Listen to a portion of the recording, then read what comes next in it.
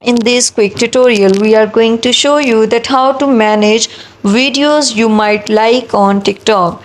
It's super easy and we will make sure you get it right. Just make sure you are logged in and using the latest version. Make sure to watch the complete video and follow each step carefully to avoid forgetting anything and making mistakes. Firstly, you have to open the TikTok app.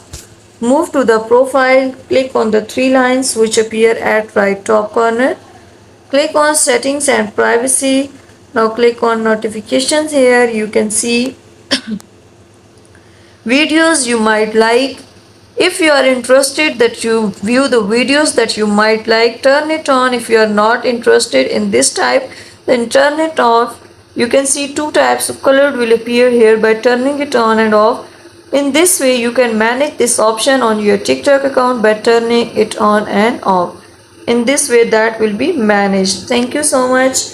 That was all. Please consider showing your support by commenting, liking, sharing, and subscribing to our channel for more valuable content in the future. Your engagement is highly appreciated. I wish you very, very good luck. Thanks.